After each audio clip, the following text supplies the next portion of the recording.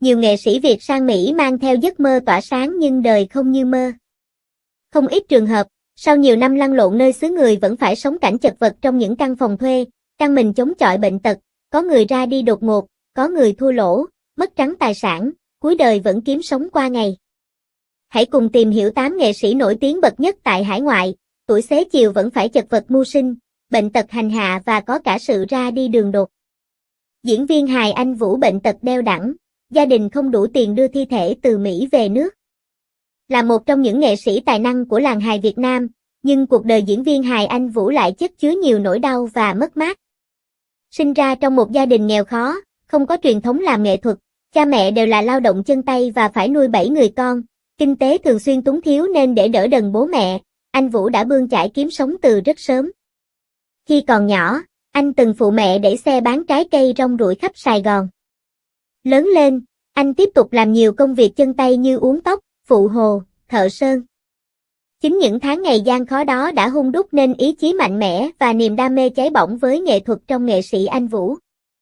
Sự nghiệp của anh Vũ bắt đầu thăng hoa từ cuối những năm 90, khi anh được công chúng biết đến qua những vai hài duyên dáng, thông minh và đầy cảm xúc. Anh từng gắn bó lâu dài với sân khấu kịch Phú Nhuận của nghệ sĩ nhân dân Hồng Vân và tham gia nhiều chương trình hài đình đám, trở thành cái tên quen thuộc với khán giả. Thế nhưng, đằng sau tiếng cười trên sân khấu, anh Vũ phải đối mặt với nỗi đau bệnh tật. Khi đang tạo dựng được tên tuổi, năm 2000, anh Vũ bị chẩn đoán mắc ung thư đại tràng. Tin dữ ập đến khi mới 30 tuổi, khiến nam nghệ sĩ rơi vào tuyệt vọng, từng mất ngủ triền miên và nghĩ quẩn. Nhưng vì gia đình và đam mê sân khấu, anh Vũ gắng gượng điều trị. Dù phải cắt đi 8 tấc ruột già và hóa trị liên tục, diễn viên sinh năm 1972 vẫn nhận mọi vai diễn lớn nhỏ để vừa duy trì công việc vừa kiếm tiền lo cho gia đình. Nỗi nhớ sân khấu mãnh liệt đến mức có lần, anh trốn viện về diễn giữa đợt hóa trị. Sau 5 năm điều trị, sức khỏe ổn định, anh Vũ tiếp tục miệt mài cống hiến, mang tiếng cười đến cho khán giả. Về đời tư, anh Vũ từng trải qua một cuộc hôn nhân đổ vỡ khi mới 20 tuổi, sau đó, anh sống lẻ bóng và thận trọng hơn trong chuyện tình cảm. Dù bạn bè nhiều lần khuyên tìm kiếm hạnh phúc mới, anh Vũ vẫn chưa mở lòng, nói vui rằng mình đã già rồi, ai chịu nữa. Sau nhiều trung chuyên và chiến thắng bệnh tật, tưởng chừng cuộc đời anh Vũ đã sang trang mới thì bất hạnh lại ập đến. Tối ngày 31 tháng 3 năm 2019, nghệ sĩ Anh Vũ đột ngột qua đời tại Mỹ ở tuổi 47 sau khi vừa hoàn thành vở diễn Hương vị tình yêu. Sự ra đi của anh Vũ khiến bạn bè và khán giả bàng hoàng bởi vài giờ trước đó, anh vẫn vui vẻ trò chuyện và biểu diễn.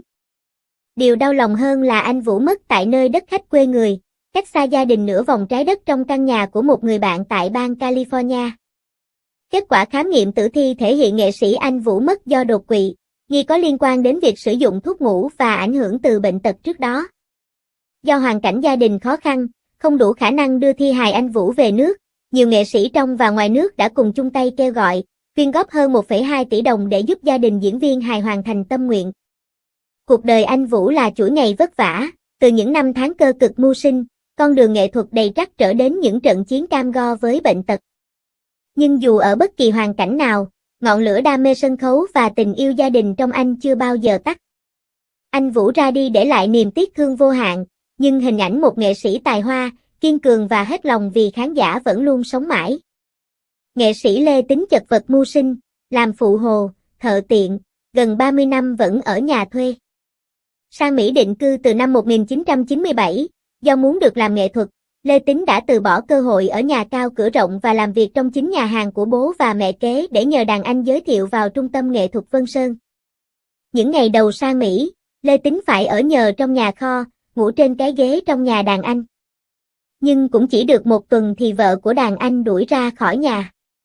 Lê Tính phải cầu cứu một người quen cho ở nhờ và theo bố của bạn đi làm xây dựng. Công việc của anh là lót sàn, lót gạch nền, ngày nào cũng đi làm từ 7 giờ sáng tới chiều. Làm được gần 1 tháng, Lê Tính định sẽ gắn bó với nghề này luôn. Đúng lúc này, anh tình cờ gặp một đàn chị rủ về thuê nhà chung. Từ đây, những cơ may mới đến với Lê Tính, nhờ bạn bè người Việt cùng công ty giới thiệu, Lê Tính đi hát show đám cưới, đám tiệc. Vừa hát vừa diễn hài nên Lê Tính được khán giả khá yêu thích rồi cũng đứng trên sân khấu chuyên nghiệp với nhiều đồng nghiệp khác. Diễn viên Lê Tính trải qua nhiều thăng trầm trong nghề, bị đàn anh nhiều lần chơi xấu, vùi dập. Bản thân lại bệnh tật, từng phải cắt 2/3 lá gan, ở nhà thuê, chăm sóc mẹ già nhưng chưa bao giờ Lê Tính có ý định từ bỏ nghệ thuật. Hiện tại, anh đang hát ở sân khấu cổ có tên Nhạc Tình Quê trên đất Mỹ. Anh mang tiếng là giám đốc sân khấu nhưng lại phải kiêm nhiệm rất nhiều vai trò khác nhau như phục trang, make up và nhiều công việc không tên khác. Và dù làm tất ăn cả như thế nhưng trên thực tế Lê Tính không hề có lương. Anh bảo chỉ làm nghề để giữ lửa sân khấu cải lương ở hải ngoại. Sau 28 năm trên đất Mỹ, lăn lộn với nghệ thuật sân khấu cải lương nhưng Lê Tính vẫn chưa có nhà riêng. Anh vẫn thuê nhà chung với một số người Việt tại xứ Cờ Hoa. Anh bảo, ở Mỹ hay Việt Nam thì cũng như nhau, làm nhiều xài nhiều, làm ít xài ít. Có lần một số anh em nghệ sĩ thân thiết ngỏ ý muốn về thăm nhà nhưng Lê Tính từ chối vì nơi anh ở chỉ là phòng trọ chật hẹp. Anh bảo, thôi ngại lắm, mình share phòng mà, có cái gì đâu mà đến. Nghịch lý ở chỗ, vì quá đam mê nghệ thuật nên diễn viên Lê Tính chấp nhận cuộc sống cực nhọc, thu nhập bấp bênh, không nhà cửa. Anh bảo, ở nhà ba tôi có đến 4-5 phòng, rộng rãi, đầy đủ tiện nghi nhưng tôi không ở, mà đi thuê trọ hoặc sống trong nhà kho của người khác. Lê Tính ngậm ngùi nói, tôi không phải ngôi sao bán vé nên sống lúc nào cũng cam phận, hài lòng với hiện tại. Anh tâm sự rất thật, không phải thấy người ta có nhà thì mình phải có nhà, họ có khả năng nên có nhà, còn mình chưa có nhưng được cái bình an và được mọi người thương. Ca sĩ Hàn Thái Tú làm chân ship đồ ăn trên đất Mỹ, mất trắng tài sản khi mở nhà hàng. Từng là cái tên quen thuộc với khán giả yêu âm nhạc, hồi năm 2017 Hàn Thái Tú quyết định sang Mỹ định cư. Trước đó, nam ca sĩ nhiều lần đi show ở Mỹ nên không cảm thấy bỡ ngỡ về cuộc sống của anh chị em nghệ sĩ hải ngoại. Tuy nhiên, tới khi chính thức định cư, anh mới thật sự thấm thía những khó khăn bản thân phải đối mặt tại xứ Cờ Hoa. Hàn Thái Tú thú nhận anh từng cảm thấy hối hận vì quyết định rời quê nhà đến Mỹ lập nghiệp bởi tại Việt Nam ca sĩ này đã tạo dựng được sự nghiệp ổn định. Nam ca sĩ chia sẻ, tới lúc phải hòa nhập với cuộc sống tại Mỹ, tôi mới thấy buồn và tủi thân, đôi khi tôi cũng cảm thấy tiếc vì đã qua Mỹ. Tại xứ Cờ Hoa, nhờ năng khiếu nấu ăn ngon nên thời gian đầu, Hàn Thái Tú tự mình nấu đồ ăn, bán online để trang trải cuộc sống vì show diễn ít, không đủ sống. Nam ca sĩ sinh năm 1980 từng nấu ăn kim chân dao cho khách hàng trong một năm. Sau khi thấy tình hình khá ổn, ca sĩ Hàn Thái Tú đánh liều lấy hết tiền tích cóp trong 20 năm đi hát, hùng vốn cùng anh chị mở nhà hàng ở Florida. Tuy nhiên vừa mở ra chưa được bao lâu thì dịch bệnh Covid ập tới khiến nam ca sĩ rơi vào cảnh trắng tay. Ở xứ người, Hàn Thái Tú phải tạm quên đi ánh hào quang trong quá khứ và tập sống một cuộc sống bình thường như bao người khác. Nam ca sĩ từng phải làm nhiều việc chân tay để bám trụ trên đất Mỹ.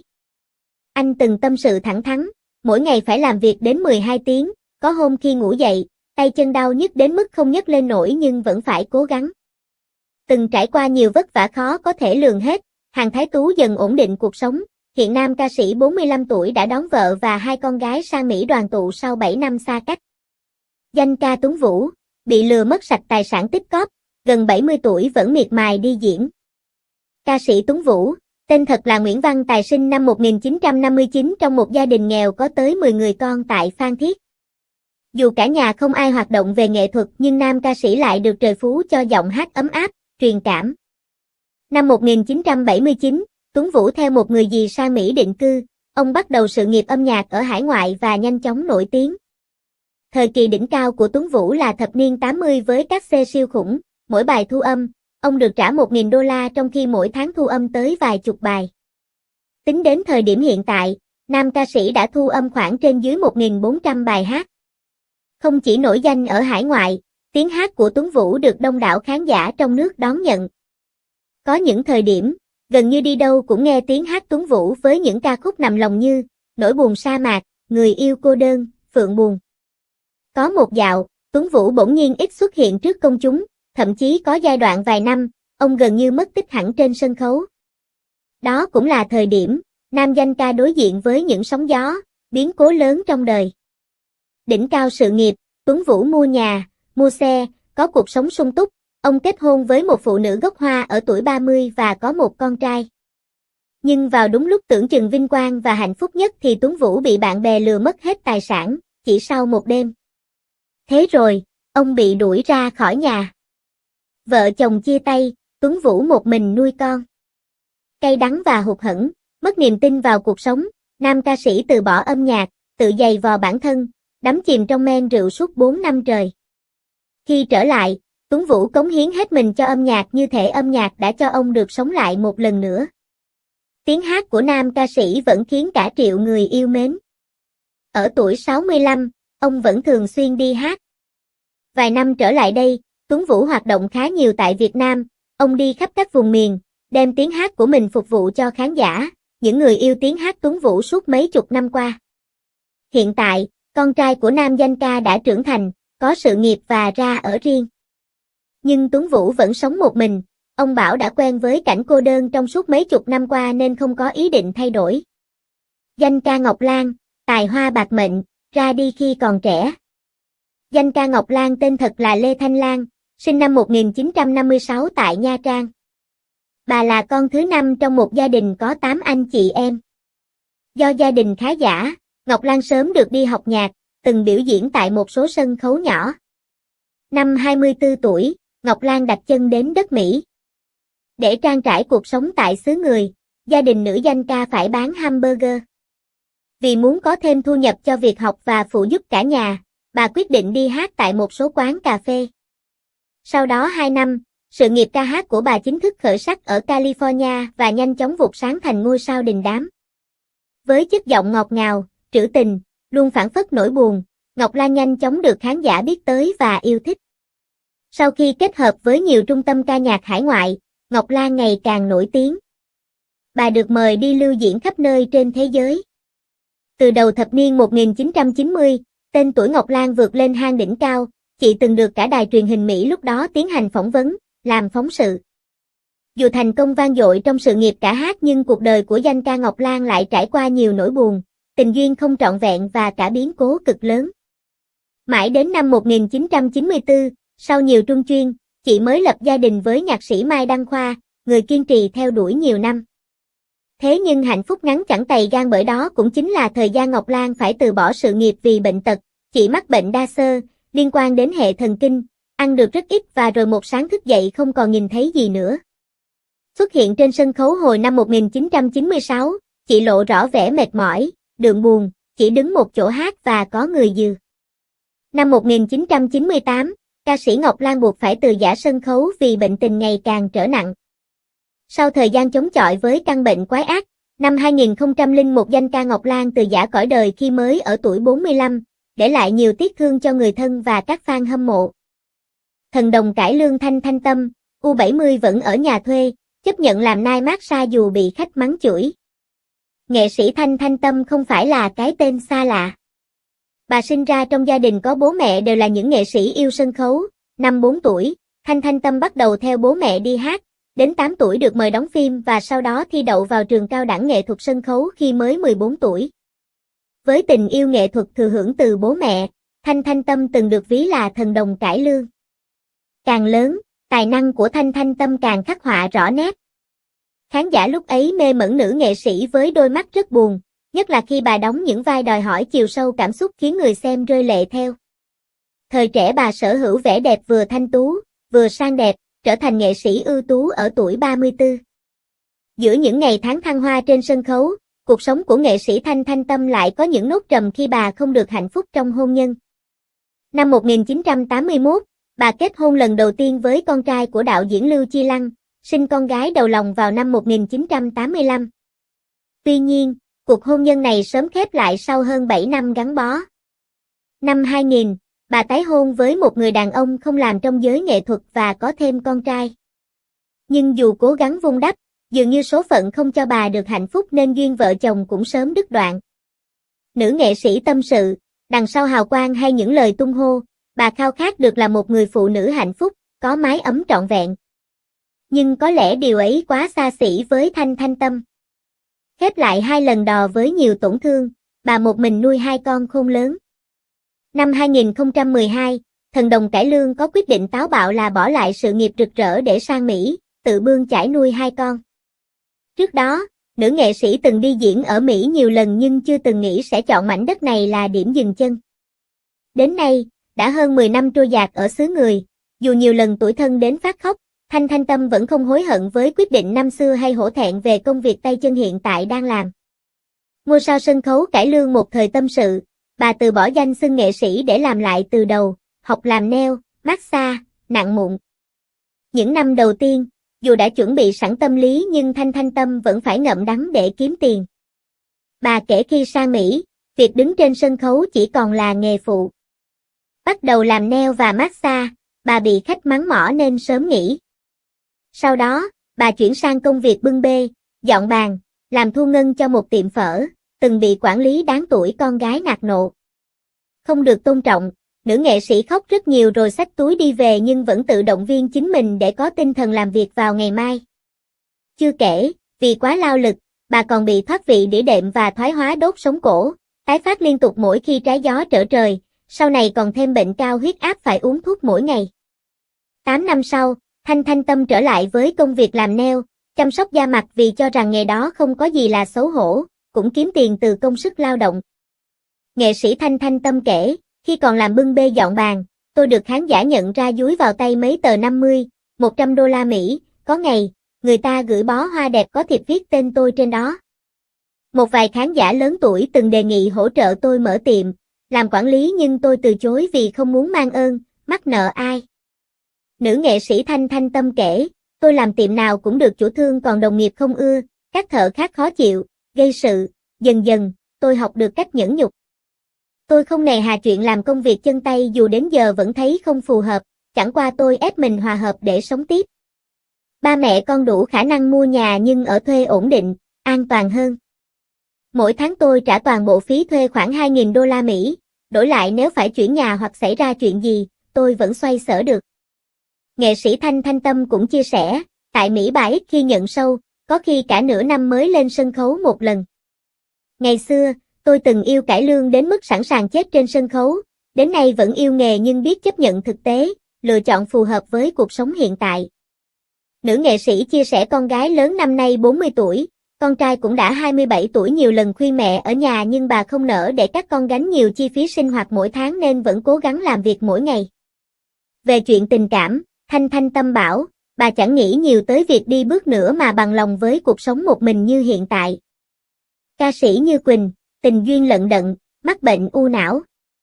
Có sự nghiệp ca hát thành công vang dội nhưng đường tình duyên của ca sĩ Như Quỳnh lại không được bằng phẳng như thế.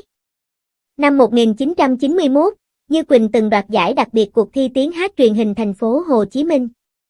Với hào quang đó, tên tuổi của Như Quỳnh vụt sáng và không bao lâu thì sang Mỹ định cư. Sau 30 năm hoạt động nghệ thuật ở xứ người, Như Quỳnh xứng đáng được gọi là danh ca hải ngoại, chiếm được tình cảm của đông đảo người Việt khắp nơi trên thế giới.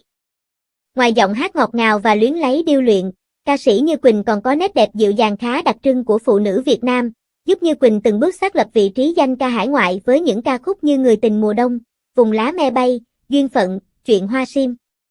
Đằng sau ánh hào quang của một ca sĩ lừng danh là những góc khuất về cuộc đời đầy trung chuyên mà Như Quỳnh đã nếm trải. Giọng ca sinh năm 1970 từng phải trải qua tuổi thơ nhiều vất vả, bị bạn bè kỳ thị, xa lánh bởi nhà nghèo. Nhạc sĩ Phương Uyên từng kể về gia cảnh của Như Quỳnh thuở hàng vi như sau, nhà gần kho đạn, nhà nền đất, có đúng một cây đu đủ đó là tài sản duy nhất trong nhà. Tội nghiệp Như lắm vì cô ấy chỉ có mỗi một cái áo trắng và váy màu xanh. Như đi chơi, đi học hát cũng mặc cái đó. Chính Như Quỳnh cũng thừa nhận vì hoàn cảnh khó khăn nên đôi khi phải mặc một bộ đồ nhiều ngày liền. Tài năng, xinh đẹp và nổi tiếng song cuộc đời của ca sĩ Như Quỳnh gặp không ít rung chuyên, đổ vỡ. Chuyện tình cảm của giọng ca Người tình mùa đông từng có rất nhiều lời đồn thổi. Tuy nhiên, nữ ca sĩ chưa từng lên tiếng giải thích. So với nhiều người, Như Quỳnh lập gia đình và sinh con khá muộn. Nữ ca sĩ từng có cuộc hôn nhân với chồng là kỹ sư không lưu trong chính phủ Mỹ, có một cô con gái tên Melody Đông Nghi, sinh năm 2007. Tuy nhiên, Như Quỳnh bảo chị chưa từng mặc váy cưới và tổ chức hôn lễ. Năm 2015, Như Quỳnh lên tiếng thừa nhận cuộc hôn nhân của mình với chồng đã đổ vỡ. Chính chị là người chủ động nói lời chia tay sau khi cảm thấy mình không thể mang lại hạnh phúc cho chồng cũ. Bên cạnh đó, nữ ca sĩ cũng tâm sự những chua cay cuộc đời cùng cuộc hôn nhân không trọn vẹn khiến nữ ca sĩ sinh năm 1970 là mẹ đơn thân. Bên cạnh đời sống hôn nhân không hạnh phúc, nữ ca sĩ gốc Quảng Trị cũng gánh những nỗi đau sau sự ra đi của nhiều người thân. Sau khi sang Mỹ một thời gian, bố mẹ Như Quỳnh ly hôn. Nữ ca sĩ sống với em trai Tường Khuê và mẹ, còn bố chị sống riêng. Sau khi mẹ ruột qua đời, giọng ca duyên phận mất đi chỗ dựa tình cảm. Là chị cả trong gia đình, Như Quỳnh phải lo hết mọi việc. Nữ ca sĩ tâm sự trước đây cuộc sống của mình buồn nhiều hơn vui, chỉ có bước lên sân khấu mới tạm quên đi nỗi buồn. Hồi đầu năm 2021, bố ruột Như Quỳnh qua đời khiến chị suy sụp. Như Quỳnh tiết lộ chị bị chứng mất ngũ hành hạ suốt hơn 30 năm qua do đặc thù công việc ca hát. Bên cạnh đó, nữ ca sĩ còn phải uống thuốc để điều trị khối u bướu nhỏ ở não. Sau nhiều biến cố và người thân lần lượt qua đời, năm 2022 đến lượt em trai Như Quỳnh cũng đột ngột ra đi vì đột quỵ khiến nữ ca sĩ càng thêm đau khổ. Bởi Tường Khuê là người lo liệu trang phục cho Như Quỳnh mỗi khi đi diễn và xuất hiện trong các chương trình, sự kiện lớn. Sau bao thăng trầm, Như Quỳnh tâm sự điều hạnh phúc nhất với chị là vẫn được đứng dưới ánh đèn sân khấu phục vụ khán giả. Nữ ca sĩ 55 tuổi quả quyết, nếu có kiếp sau và được lựa chọn lần nữa, tôi vẫn xin làm ca sĩ đứng hát trước khán giả và hát suốt cả cuộc đời. Tôi nguyện hát đến khi nào tóc bạc thì nhuộm lại rồi hát tiếp. Trong quá khứ, ca sĩ Như Quỳnh từng dính vào ồn ào khi biểu diễn tại sân khấu có cờ ba sọc, cũng như chính tay cầm cờ ba sọc của chế độ Việt Nam Cộng Hòa và biểu diễn suốt buổi trên sân khấu tại Mỹ. Điều này khiến cộng đồng mạng bức xúc, họ đồng loạt kêu gọi tẩy chay, không xem các sản phẩm có sự xuất hiện của những nghệ sĩ này. Tuy nhiên Như Quỳnh vẫn chọn cách im lặng, chị tập trung vào ca hát khi khẳng định bản thân không cố ý làm như vậy. Gần đây ca sĩ Như Quỳnh tâm sự, chị đã tìm thấy hạnh phúc bên tình yêu mới kém mình 12 tuổi, chị miêu tả, ở tuổi U60 bản thân đang được yêu và trong độ tuổi mới yêu. Có thể thấy sau đổ vỡ hôn nhân và những mất mát liên tiếp của người thân, danh ca Như Quỳnh vẫn khao khát được yêu, được che chở. Diva Hồng Nhung lận đận tình duyên, cuối đời mắc ung thư vú. Sinh năm 1970 tại Hà Nội, Hồng Nhung là một trong 4 diva đình đám của làng nhạc Việt, bên cạnh Thanh Lam, Mỹ Linh và Trần Thu Hà. Sự nghiệp của chị trải dài hơn 3 thập kỷ, để lại dấu ấn đậm nét không chỉ trong lòng khán giả mà còn trong dòng chảy âm nhạc Việt Nam. Đặc biệt, Hồng Nhung được xem là người tiên phong trong việc làm mới nhạc Trịnh Công Sơn từ những năm đầu thập niên 90, mang đến hơi thở hiện đại cho các tác phẩm kinh điển. Tuy nhiên, cuộc sống cá nhân của nữ ca sĩ xinh đẹp này lại gặp nhiều sóng gió. Hồng Nhung từng trải qua 2 cuộc hôn nhân không trọn vẹn. Cuộc hôn nhân đầu tiên kéo dài chỉ 2 năm, và sau đó, chị kết hôn với doanh nhân người Mỹ, Kevin Gilmore hồi năm 2011. Cặp đôi có với nhau 2 con sinh đôi, một trai và một gái. Tuy nhiên, chỉ 7 năm sau, tức đến năm 2018, họ chính thức ly hôn, để lại nhiều tiếc nuối cho người hâm mộ. Sau những đổ vỡ hôn nhân liên tiếp, Hồng Nhung chọn cuộc sống đơn thân để nuôi dạy các con. Vào cuối năm 2024, khi đang chuẩn bị cho live concert Hồng Nhung hát về Hà Nội, chị sững sờ phát hiện bản thân mình mắc bệnh ung thư vú. Ban đầu, Hồng Nhung quyết định giữ kín thông tin này để tránh làm người hâm mộ lo lắng. Tuy nhiên, sau ca phẫu thuật vào đầu năm 2025, chị đã mạnh dạn công khai chia sẻ về tình trạng sức khỏe của mình, mong muốn lan tỏa thông điệp về tầm quan trọng của việc tầm soát và phát hiện sớm bệnh ung thư. Dù phải đối mặt với bệnh tật, Hồng Nhung vẫn tiếp tục cống hiến cho nghệ thuật. Chị hoàn thành live concert và thu âm đĩa than với các ca khúc về Hà Nội, đồng thời chia sẻ những video biểu diễn trên trang cá nhân để động viên tinh thần người hâm mộ. Sự kiên cường và lạc quan của nữ ca sĩ trở thành nguồn cảm hứng cho nhiều người trong cuộc chiến chống lại bệnh tật. Giấc mơ Mỹ không phải là thiên đường, với nhiều nghệ sĩ Việt, đó là hành trình đầy cay đắng. Họ rời quê hương để rồi đối mặt với cô đơn, bệnh tật, những đêm dài trong căn phòng thuê chật hẹp, và đôi khi là sự lãng quên tàn nhẫn. Có người ra đi mãi mãi nơi đất khách, mang theo giấc mơ chưa kịp trọn. Đằng sau ánh hào quang ngắn ngủi là những vết thương không dễ lành, một sự thật trần trụi về giấc mơ xa xứ. Cảm ơn quý vị đã theo dõi video. Quý vị nghĩ sao về những nghệ sĩ vất vả mưu sinh, trải qua nhiều đau khổ, cay đắng trên đất Mỹ? Hãy để lại bình luận phía dưới để chúng ta cùng thảo luận thêm. Đừng quên đăng ký kênh, ấn chuông thông báo để không bỏ lỡ các video mới nhất từ Chuyện Lạ Đó đây.